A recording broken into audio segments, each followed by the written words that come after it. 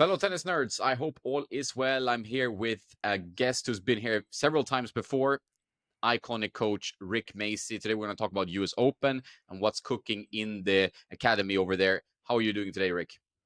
I'm doing great. I'm glad to be here. We're going to have a lot of fun and talk about a lot of good stuff.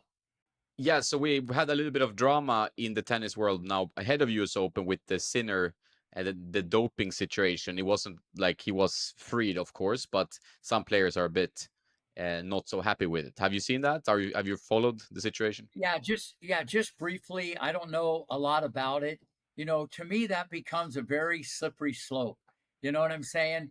And the fact that he is at the top of the mountain, then some people might think, okay, how did he slide out of this or whatever when they don't really know the facts. So for me to chime in, I don't really know enough about it. Um, so then, because they always then look at Halep, how she got the book thrown at her and another book and another book thrown at her. So that becomes tricky. So I don't really know enough about it, but I'm sure we haven't heard the last of it. No, and I'm sure that will kind of be forgotten when the U.S. Open starts. I mean, he's one of the favorites. We have Novak, of course, making Olympic history, at least in his own career. Now he has everything, pretty much won everything. Do you think he's going to be inspired, Novak, going into the U.S. Open to win another one? Well, I think he's inspired when he gets out of bed first thing in the morning. You got to remember when we're talking about the greatest player ever to hold a racket, because the numbers don't lie. You know he's wired different. So to ask if he's going to be inspired, absolutely. To me, it always comes down to his health. To me, that's the whole thing because people know who's on the other side of the net. And as you know, 3 out of 5 sets, that's a different animal. 2 out of 3, there's a few moments in time, you get your serve in, you break. That's very different than even a 1,000. The Grand Slam is a different animal. And if he's healthy, he's definitely one of the favorites. You know what I mean? And uh, and everybody knows that mentally to be able to go this for 5 sets, if it goes 5 sets, that's why you saw back in the day Federer, Nadal, Djokovic, Murray. You could almost mail it in that they were going to be in the semis, and people just didn't jump in and win Grand Slams like maybe on the women's side, where 2 out of 3 and maybe it's not as dominant. So, yeah, Joker's one of the favorite. But before you ask you who my favorite is, it's the Spanish magician. It's Alcaraz. I just think that his last loss, which is okay because there was a lot that went on after the Olympics. Uh, I look at these things different. I don't look at it as confidence, feeling good. I look at it as motivation to dig deeper, try harder, work harder. I look at it different where the general public, they always get in, follow the leader. And I've done this eyeball test with this Alcaraz guy for 4 years, and everything's kind of coming to fruition as we talked about him many times. So he's my favorite. But listen, you got to throw in Sinner and Joker also. Yeah, the Alcaraz racket break got a lot of attention on social media, and sometimes the issue with social media is that they pick up on the wrong things, right? And they keep repeating them over and over again. And it's just since he's never broken a racket publicly, as far as I know, before people really put attention to that. But as you said, and I think it was a good point, is that he might actually use this loss as fuel instead of putting himself down in any way. Absolutely. So even though he's down a break, no pun intended, okay, he's down a break after breaking the racket. Listen, that shows you the perfection, the passion, the desire. If it's on a regular basis with anybody, that doesn't work. But because first time on hard court after playing on clay, there's a lot of other things going on, and he didn't play anywhere near his ability, and he's playing an athletic guy in Monfils. So that becomes the narrative of him doing that with the racket. But I look at it differently: passion, determination, how bad he wants to win, what he expects from himself. And it got to the point where he just got frustrated. And I think it's good to let it out like that. And people should look at it as a positive and not read into anything else because that's the way greatness is wired. And you've seen that from Joker. You've seen that from other champions throughout her career. Yeah, even Federer once against Joker, and I guess the one guy that can maybe say that he has not broken rackets publicly is Rafa Nadal, I would say. Yeah, no, that's a good point. Whether you show it or don't show it, they all feel the same. You know what I mean? And even the great John McEnroe, he got a little chippy sometimes. So yeah, I don't read too much into that. But if someone did stuff like that on a regular basis, and you and I saw that over a period of time, you would think they're going to check out at Publix during the match at some time because they don't handle the highs and lows that well. But he's already proved his mettle at this young age, how mentally strong he is, and what a great competitor he is. He doesn't have to prove anything to Rick Macy, that's for sure. When I look at this guy play, and that just shows you how bad he wants to win, and he just let it out. Yeah, I think so. I think that's a great way of putting it. If you saw this from one of your students at the academy, how would you react to that as a coach? If someone did that, um, well, first off, I think their parents would react different because they're the one buying the racket. Okay, the parent might react a little different. Okay, um, I wouldn't want them to do that, but I'd have to know in what content they did it. Long point. They should have won the point three times. The person got out of jail, won the point. It just depends on the situation. I love passion. I'd rather have that than someone asleep at the wheel. That shows me they're a great competitor. But like anything else, there's good habits and bad. And you don't want that to be a cornerstone where when things don't really go your way in crucial moments, you're getting upset. Whether you're smashing a ball at the fence, or breaking a racket, or you're screaming and yelling, how you control negativity will determine eventually how successful you are. 100%. Do you have any other outsiders that you see on the men's side before we maybe move on to the women's side that can maybe win the title? Zverev, possibly. We have Popperin winning a Masters title a little bit from out of nowhere. Can he be a threat, at least to go far? So, what are your thoughts there? Absolutely. I think it depends on two things. I think it depends on uh, other people getting injury, okay, and the draw. People don't understand how that changes everything, the draw. Not that you need an easy draw or tough draw, because sometimes the tougher the draw and you get through it, you build a lot of positive momentum. But uh, the wild card for me, if I could pick someone, would be Corda. I keep staying on this bandwagon. I've said it for 3 years. He was the outside guy looking in. Now he's kind of made more of a move. I think he's more of a later bloomer because his game's a little more complicated. All right. So I would take Corda uh, on the men's side, the one to look out for. But listen, Zverev can beat anybody on a given day, especially if these guys with a great serve are hitting the corners, okay, and serving just off the charts that day. They can beat you. The problem is, can they do that on a regular basis, without getting upset, by another player? And that's why they're not at the top. They're making a cameo. They show up once in a while, but I think the three I mentioned, they're by far the leader in the clubhouse on the men's side. But if I would have a dark horse, I would go with Corda. Good one. I like you sticking to your guns. It's nice not to change your picks. I really appreciate that. Iga is obviously like one of the main favorites, world number one still. She had a loss to Sabalenka now, so that's maybe something that hurts a bit, and she's not as comfortable on hard courts. She also said something about the length of the season. Is that something you agree with? Like that the season is overall too long for the players, that is too much tennis happening in one year, especially an Olympic year, of course, but it is something you think about as well? Well, maybe, but let me back the truck up to the Iga thing. She's my favorite to win the Open. And you got to remember the tournament in Cincinnati. And this is what the average fans don't understand a lot. The court was a little quicker than it's going to be at the U.S. Open. And that bodes well for Sabalenka. You still got to deliver the goods. You can't mail it in. But her clean firepower off the ground and her serve, it's going to squirt a little bit more through the court. Now, even though grass is super fast, that's a whole different bounce. People don't understand that. So I think Iga can play on hard courts great. But if it's a little quicker, it's easy for other people to kind of get into her forehand a little bit. And then she might make a few more mistakes.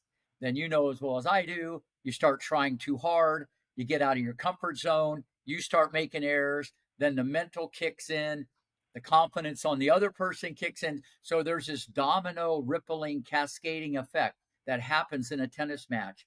So but to answer your question about the length of the season, the players can pick and choose. The problem is now they feel I can't pick and choose because I got to defend points, or if I'm playing bad, I got to get back on that merry-go-round and play. Um, that's a tricky one, and I think they're going to have to address it. But there's so much money involved and so many sponsors, and they have the tournaments. I don't see it changing because it's such like any other sport. It's such big business like NFL football. It's like people get injured, they add more games. So it's a whole different thing. Uh, so yeah, you got to be real careful with the schedule because it's so physical. And then what people don't understand with tennis, very different than other sports, maybe in the United States. You're traveling around the world. That in itself is very mentally tough on your body. Forget your mind and your health.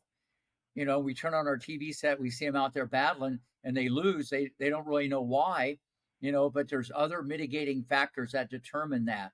And so that's why when you look at this Djokovic guy, the Serbian sniper, there's a lot of stuff that goes into this to become great, because some people don't like to travel. Some people, it affects them. You get sick easier going from place to place. So is the season too long? For sure. Yeah, make good points.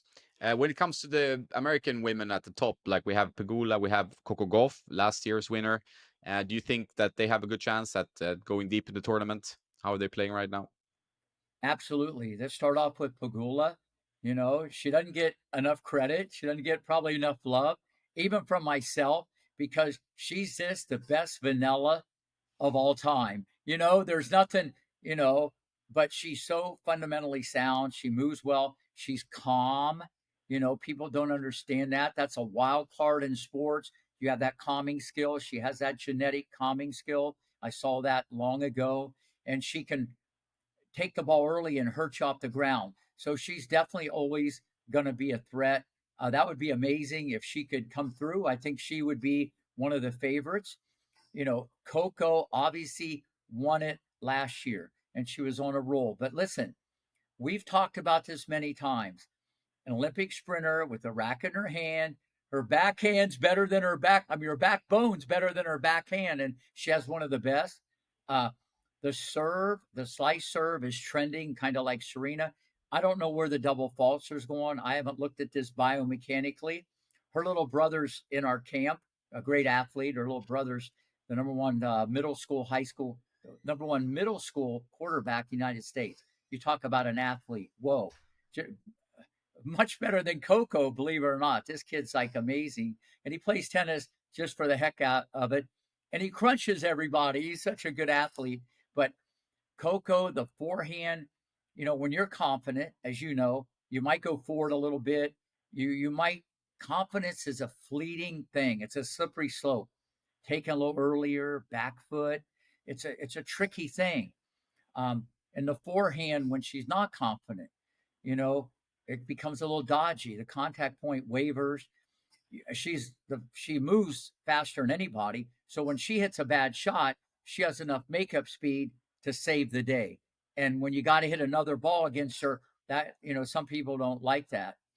Um, so hopefully she can get back on track, but she would definitely, if she gets confident and on a roll, but it could flip the other way. She might think she's the anointed one. She has a lot of points to defend. I don't know how she's framing it up in her mind, if she's putting too much pressure on herself, but hopefully, but you got to remember, she's so young. This is irrelevant that we're talking like someone two in the world. She definitely would be one of the favorites for sure.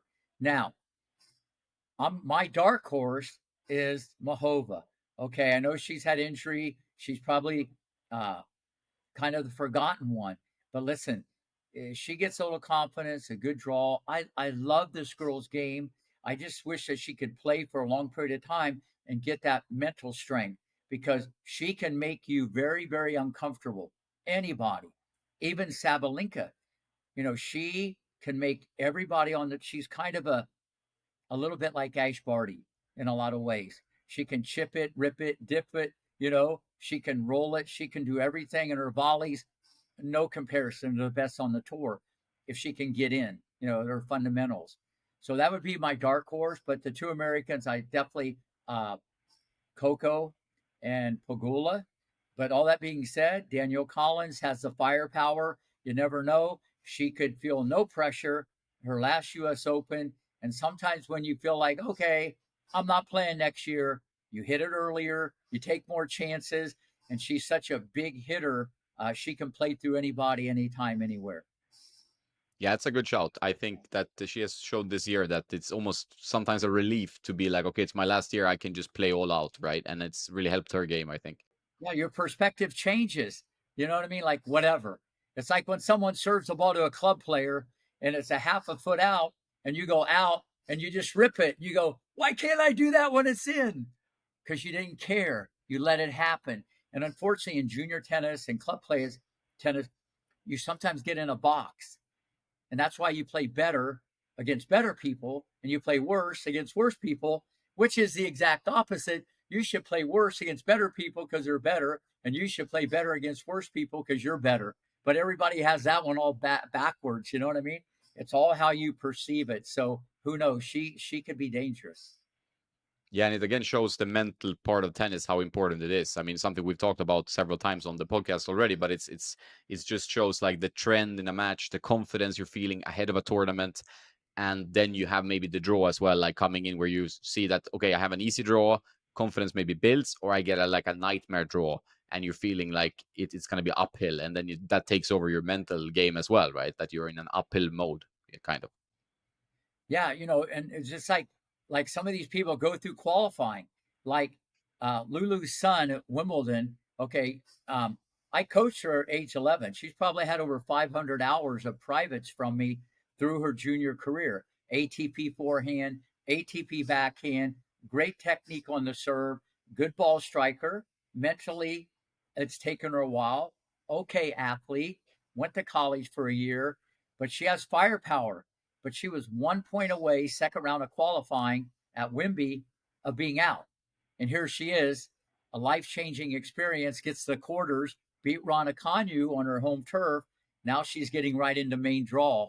You know what I mean? It's crazy how one word, one moment can change someone's life, not only in sports, but in the game of life, what you hear.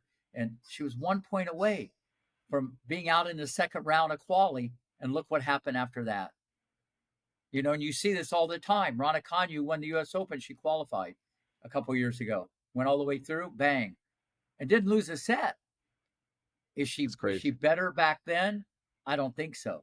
She's better now in her tennis, but mentally, she obviously probably felt different back then, a little bit. Yeah, it's all circumstances and how you deal with them, right? Like some people can take a hit to the chin and then be up straight away and do 100% whatever, or but some people get a bit more broken down by a loss or by something going not their way, right? So I was watching a match yesterday.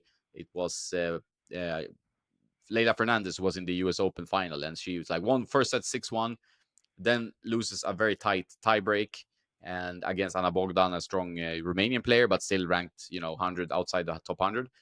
And then she goes down 5-0 in the third set because it's like that mental part of losing that tie break puts you in a weird state sometimes where you can't play the third set. Like, and then she started fighting her back, but it was too late. So you see those like losing that second set tie break is such a mental test for most players. It's something you've seen as well, maybe.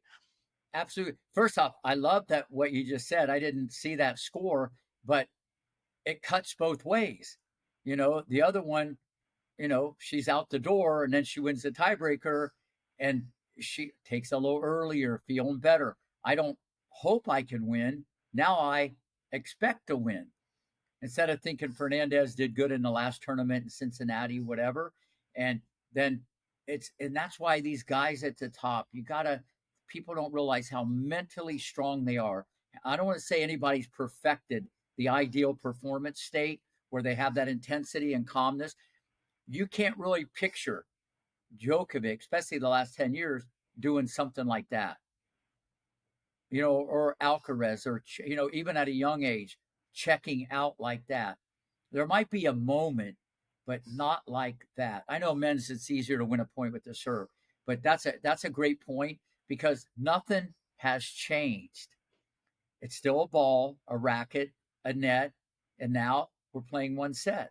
But your mind gets caught up in the past, you know, and it changes everything. And then, when things start to change in your head, you're dead, especially because with the feet. And then you start pressing, and that's what sports is all about. Those momentum changes and who can handle those moments. And it's even more prominent with the guys because things happen so quickly, and it's all about key moments with the guys. Everybody has talent. Everybody can rip it. You know, a lot of the matches are always, very close, but usually the better players win. Guys like Federer, Nadal, Joke, all these guys, they lost 45% of the points when they played a match. That's a lot. People think they probably only lost 20%. They lost 45% but their winning percentage is in the 80s. No, it's And a that's what, very good point. so that shows you how much it's mental. And it's even like that in junior tennis to some degree, club tennis. It's a lot of the key moments, how you manage that. And it's all perspective. Yeah, and it's in this match. I took it as an example because I watched it last night, but it was like also Fernandez who takes the ball really early on the baseline and always tries to direct pace. Like she's a pretty short player, so obviously she needs maybe lose her tension, tries to take the ball early, give the opponent less time. But she didn't change her plan. Like when it wasn't working, her shots were like going out, like sailing a bit for whatever reason. She didn't change her game plan, and I think that's one of the more important things for a player, developing player, or existing already on the tour, to actually have a plan B, maybe a C1. Is that something you work with your players, like on, like what happens when plan A fails? What do we do? What's the next one? Well, I think, yeah, it's a little more prominent on the men's side because they use the slice more and maybe the drop shot more and they volley more and they have to have more tools in their toolbox in general. You know what I'm saying? But you just made a great point. People are kind of locked, loaded, ready to launch. They do one thing, they rip it, and that is your game. You don't want to change your game, but you do want to modify it. You do want to make some adaptations to your game, but I don't think you can picture Fernandez, going into zone 4 with heavy topspin like Rafa. Now, could she sprinkle a couple in there to take the temperature? That's what I tell all the kids. Take the temperature. Let them drink the water. And even if they drink it, that doesn't mean they'll do it the next time. So you just don't try harder, and harder because you'll probably be out the door real quick, you know? And that's why you got to love Alcaraz. He has a lot of things on the menu to order from, and it's subtle because at the end of the day, you still got to play your game. You don't change your game. You never change your game. That's what people say. You modify it. You kind of you probe a little bit, and if you're going to go down, at least go down more surgically with a razor blade instead of just saying, "Well, I hope it turns around." But then again, you have to be trained more at a young age uh, to think like that and develop those tools. You know what I'm saying? Like I have a young player who's 8 years old. She's the best 8-year-old in the world, Vlada Haranchar, and I want her. I want the drop shot to be her best friend. I want the slice to be her best friend. I want her volley to be her best friend. I want her to take a second serve, rip it in the corner, and come in. Okay, that's what I tried to get Venus to do, and she did do that at 14. But then when she got on the tour, she kind of just wanted to athlete her way around the court. So, because as well as I do, the girls are going to kind of do what they do. You know, bang, corner to corner, rip it, take it early, and if you're confident, you can beat anybody. But the more options you have, here's another thing: It matches up better with people that are faster or quicker or play with more spin or hit flatter. You can diffuse it, okay? But it brings calmness because if you're nervous or mad and you keep playing your game, you're going to miss because you're not practicing nervous and mad. You don't practice under that. You practice free and see what I mean? So, anybody listening to this, that's a great question. But I try to get all the kids to have all those tools, but you definitely need your own identity. This is how you play. This is your identity. You're not going to do a 360 because if you did a 360, you'd do worse. But you got to do subtle little, adaptations to your game. But you got to have those tools before you even get into like tournament competition. And then you got to have the belief. And that comes through repetition. And I create practice matches where I make them do these things. And the kids don't like to do it because even though it doesn't matter the next day who won, they're so caught up in the moment, and that's the biggest problem in junior tennis. No one cares. The next day. It's all about junior development, not junior final destination, and no one cares about that. But the kids and the parents, they're so into the moment, and if you're not getting better and working on your game, you're getting worse. That's the amen to that.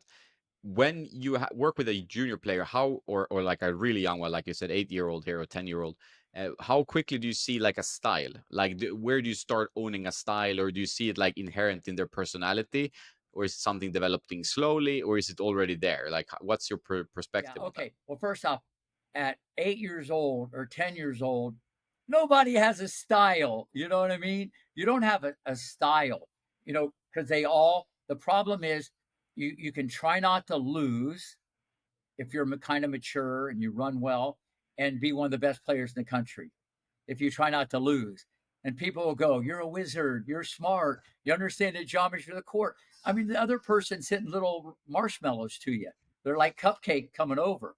You know, what I try to focus on is this before I get into the style. Biomechanically, if they want to change, I try to change the technique because the weapons that you're taught at a young age, they're going to stay with you forever. If you're going into war, I'd rather have an AK-47, okay, than a ping pong paddle. But a ping pong paddle might win in the 12 and 14s. You could be doing a lot of paddling with that. So the point is the technical determines everything. These weapons that you see down the road. One bad grip, one crazy backswing, okay? I mean, you don't think that if you could back the truck up, like Coco would have been taught a different forehand. I'm not saying the grip is bad. You can play with a Western grip, but the take back and everything is not where it really should be. So my point is, you could be getting away with it and think you're improving and winning, but for the pros, that might not be the best way, especially when we know speed becomes a premium and stroke mechanics is at an all-time high. So the first thing I do is the technical part off the ground. This is what people have to understand. Not a wrong way or a right way, there's a better way. And you should look at some of the best strokes of all time, even if you played with one hand, and there's no one close to Stan the Man from Switzerland. I mean, his biomechanics are by far. Brian Gordon and I have studied this so much. There's no one even close to that. And then you got some of the best two-handed backhands that you should look at, and some of the best forehands. And you should be what we call in the neighborhood, and then you develop your own style, whether you're going to invert the racket, whether you're going to, there's all kinds of different interpretation, but you want to be in the neighborhood.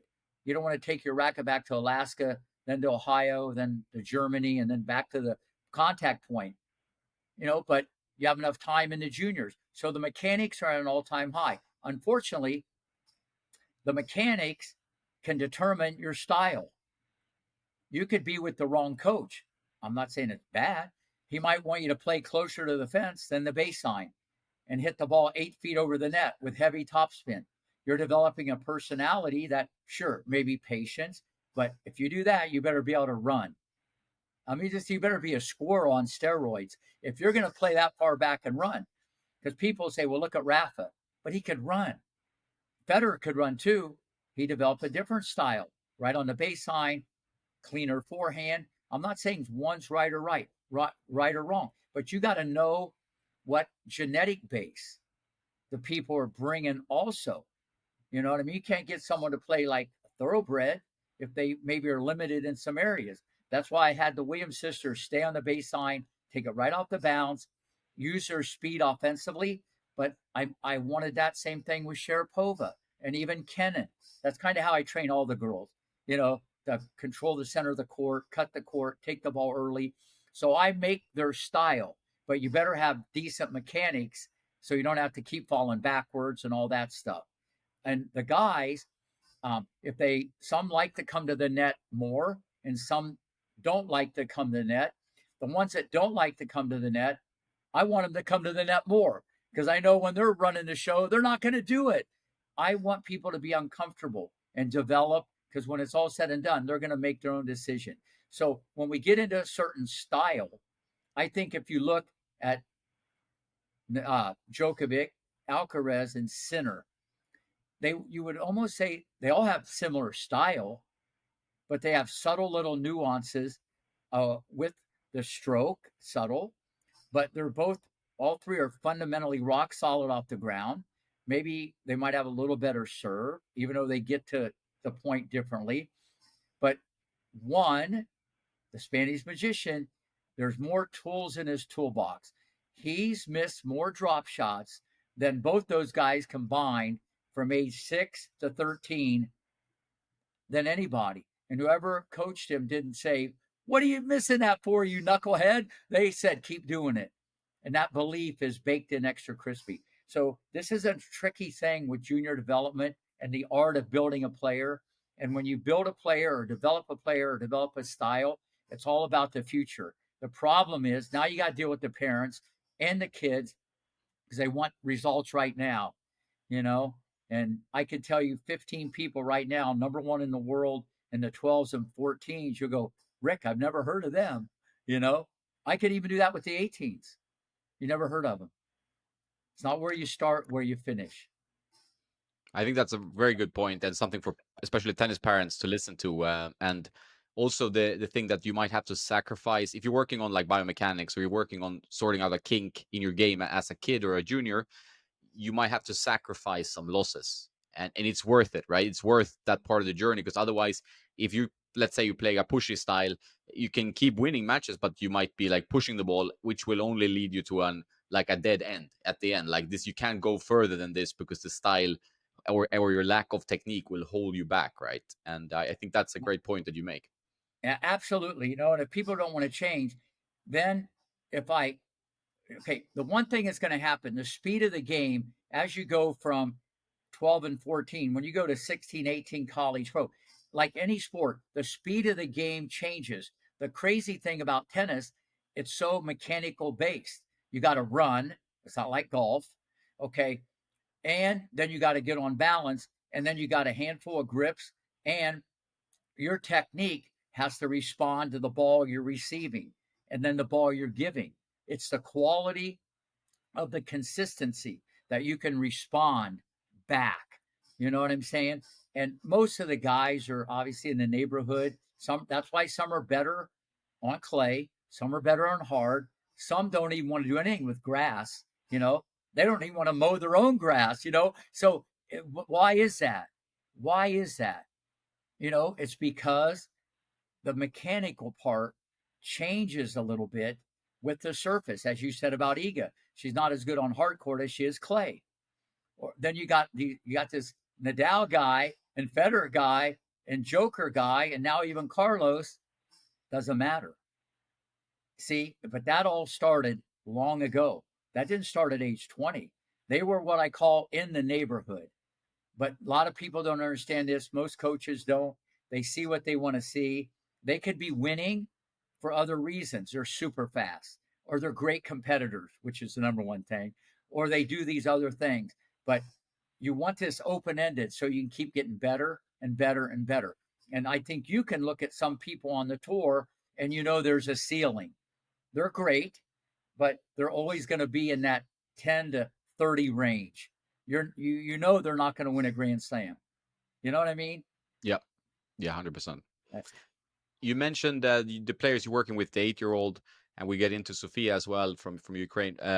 That working with like creating more of a versatile style, like being able to slice, get to the net, and you saw, for example, with Ash Barty now retired, that she had a huge success that she could vary the game enough. Like she could actually hit a good, like a strong forehand, but she could vary with a little slice and make it very uncomfortable for their opponents. Is that someone you would look up to and build a little bit around, like that type of player? Absolutely. Remember one thing: she was a great athlete, just great athlete, great at cricket. Doesn't get enough credit, but she had kind of like back in the day, Steffi Graf. She had the type of game that's tailor made, in my opinion, in women's tennis.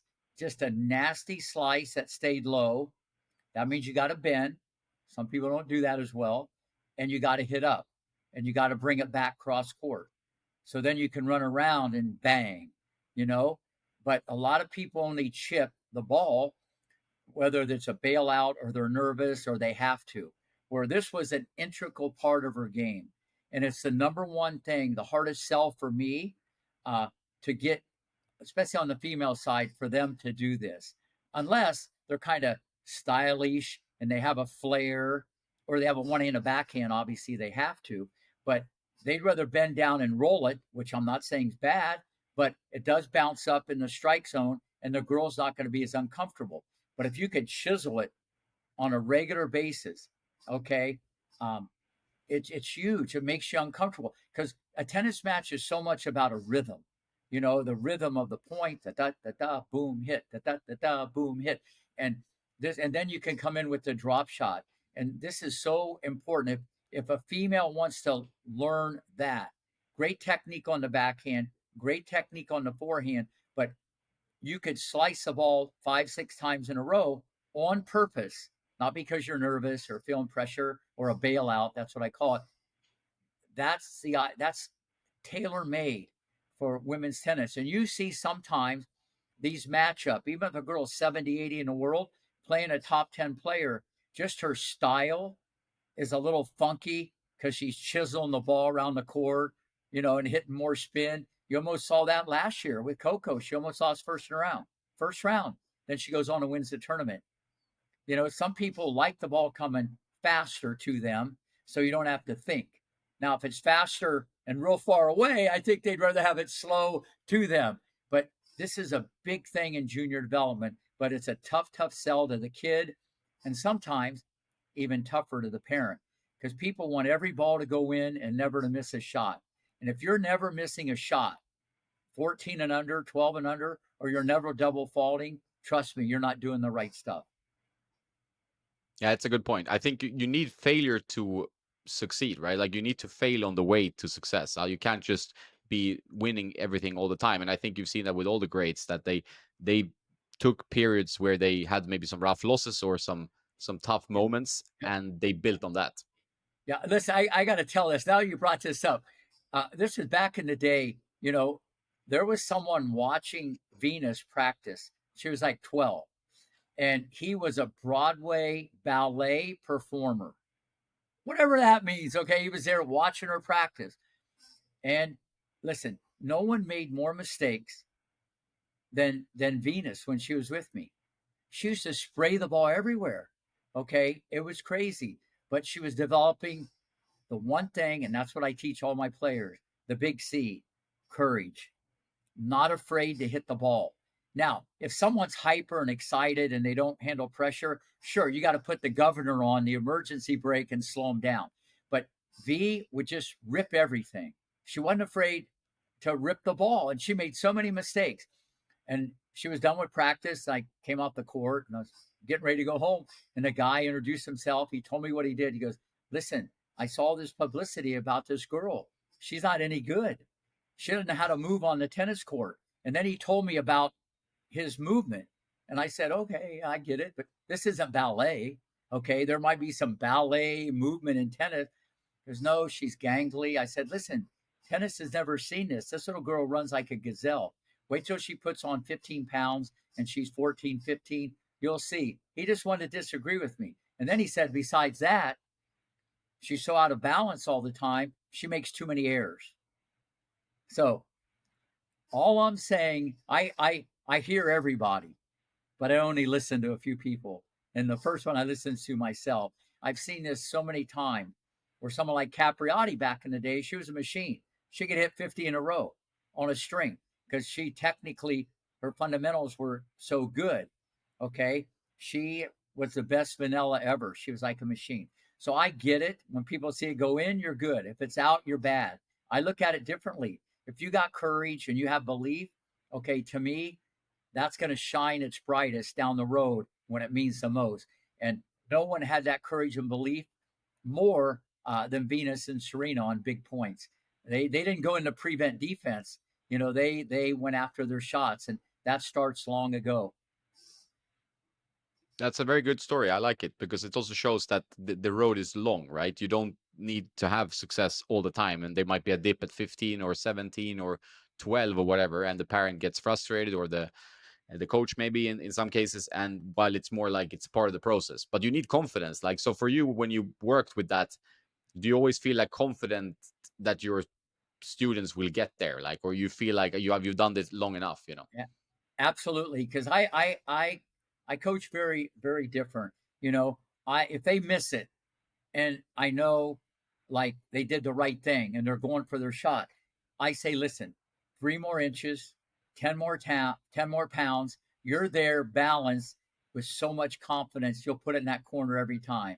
I said, you failed, but you're going to succeed. I've seen this movie so many times, and I tell the kids that, and I develop the belief. Then when they start making it, then it changes everything. I never put anybody in a box. And that's what a lot of coaches do. They have them try not to lose to win. And you got to be careful with that. You know what I mean? Because let's face it, when most of these players get 15, 16, or even on the tour, or even the commentators on TV, it's the same exact thing. Be more aggressive. Take the ball early. Control the center of the court. Dictate the points. No one ever says they got to keep the ball and play longer, back up, and hit heavy topspin higher over the net. I've never heard that once on television, and no one ever, you never hear that. It's the same song and dance. Control the points, get on your front foot, attack the serve. It's always about be more aggressive, unless you're missing more balls. And they say that only about Sabalenka or maybe someone that's missing, but you got to give the person on the other side credit. So that's what I try to do. I teach confidence and I teach courage before they get confidence and courage. And I've just done this with so many kids to get them to believe. And I feel that's one of the staples of why I've had so many good young kids develop not only quicker, but that because obviously they were already had a lot of genetics and they had a lot of good things. But that doesn't mean you're going to be great. And that's one of the reasons why I think I've had this success. And I got a lot of kids right now that are the best in the country or they're in the world for their age. And that little 8-year-old I just told you about, I've never seen anything like this. I've never seen anything like it. It's a total package, and I just got to develop a game that's very different because tennis is going to be different when she's on the pro tour because she's only 8 years old. But she's a special young lady. Yeah, that's nice to hear. So especially young lady, like, so Sophia from Ukraine that you've been working with, how's it going? Like, I you just had her today from 5 o'clock to 7. oh, nice. Yeah. Still positive, still going in the right direction. Yeah, no, she just came back from Europe. Okay, the situation her she has so many options and she's so acrobatic.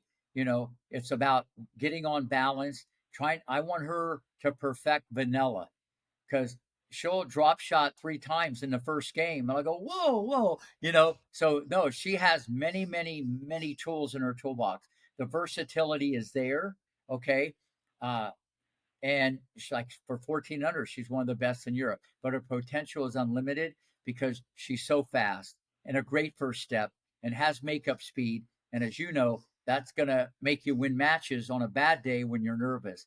I love her potential. I just got to keep making her rock solid because she has too many options. But I kind of like that for the big picture because she's going to match up against people down the road. but she needs to be able to stay in there. And if they hit 10, she's going to hit 11. Yeah, I think that's a great point as well. That you have to obviously adjust. Like we talked about just the paragraph before about hitting hard, taking the ball early, being the aggressor, and showing your initiative. But then for some players who have a lot of talent, good hands, everything, too many options can lead to havoc in the brain, especially I guess at a young age. I mean, you can see that with I guess Alcaraz developed through that, because he now has millions of options and he can do them well, right? But at some point, you also might need to dial it back a bit and say, okay, you don't need to be super creative at this point. Just hold it back a bit and it will be there anyway, right? Absolutely. At least I got her trying it. But you just mentioned Alcaraz, and this is what they say on TV. When he's a little too adventurous, whatever that means, or when he does a drop shot at the wrong time, whatever that means, because everything in life, as you know, is in the eye of the beholder. And what I tell people, what you may see is different than Rick may see. So, but when it goes in, everybody's oohing and on. When he hits it 90 miles an hour in the corner. And if he misses it, they'll go, oh, he should have reeled it in 80, a little higher with more spin. That's life. Everybody wants it both ways. But his greatness is what hurts him because he has so many things and such extreme confidence and belief. But let's face it, the wild card is the mental part. You know, he loves pressure. He has fun. He has the passion. Um, and people, I would love, he's a great role model for anybody, not just developing all these shots, but his passion and love for the game. And that helps you handle pressure better because you're all about the competition. Instead of like you said about Fernandez, I don't think she loved the competition that third set. Something happened. And everybody's human. Everybody goes off track. But the great ones don't go off track as much. And that's why they stay on track. Yeah, I agree 100% because I think it's also, when you said that before as well, like if you're running away from the match, like you're feeling like things are not going your way and you want to run away instead of embracing it. Like you see with Alcaraz, he's just laughing sometimes about it and just, okay, he knows the game is about finding the way because he has the game for it, right? So he needs to find that way and enjoying it and embracing the competition is not easy for everyone, right? That's something you might have to work a lot on. Absolutely. When you said about laughing about it, whatever, some people could take that it's not serious because it's not from your heart. From him, it's from the heart. Maybe someone like Kyrgios or Bublik, that's a sign of tanking, okay, that they don't care. So that can cut both ways. Once again, eye of the beholder, the coach. You got to know if it's from the heart. Junior tennis isn't just about strokes and strike. There's so much more, especially with what I do and still do to this day, 50 hours a week. It's very different to build a player. It's all about a vision and knowing how to handle this whole situation. It's not just like straightforward, this is the way you do it. It's to me, it's very complicated. So there's so many things that can blow up and make it go sideways, and it's such a long-term process, and that's what everybody has to understand. So for Rick Macy now, you're going to the US Open. What's else on your how do you have time for everything, right? Like you're always on the court, you're traveling, you're on doing media, you're doing everything. So how do you keep up? No, well, first off, it's the only Grand Slam I really go to because I'm so busy. But uh, pretty much the go-to guy with Fox News and Fox Business. I do a lot of stuff, and even I would go in the studio in West Palm, with the other Grand Slams and just comment it and give my opinion, who the favorites are, and just give expert analysis on that. And that's good enough for me because I like staying in the nest. I'm still like very, very busy. A lot of people visit. We had a great summer, and I got kids here. I just love being on the tennis court, and I have just as much passion today as I did when I started at age 22. And I'm glad I feel like this. Uh, the $1 Billion Mind, the book, it's becoming like a bestseller. Me and Dr. Niv, that's like taken off. We're going to do other things together. I love doing podcasts, talking to you guys, because it's my way to give back. Um, so you can give to anybody, and I might be able to help other people who don't come to court one and see kind of what I do every single day. Now, that being said, there is another project. There hasn't been any press releases. A few people know about it, but I'm going to throw it at you. So you're like one of the first ones to get kind of breaking news. Uh, it's going to be TV show, 10 of them, called The Phenom Maker, the good, the bad, the ugly. Okay. Amazing kids, amazing journey, uh, the crazy parents, all the insanity and the sacrifice, the blood, sweat, and tears that goes into this. Okay. Um, it's going to be incredible, and people really see what I do and what these kids go through and the sacrifice and the other people involved with me. Vitor Belfort, who was number one MMA fighter, he was a phenom back in the day. uh, his son's actually the number one high school quarterback that went to Virginia Tech, a college. So he does stuff with me with fitness and boxing, and he does stuff, and the obviously the coaches that work with me. But the wild card is Venus and Serena are involved with me also with their name on the project.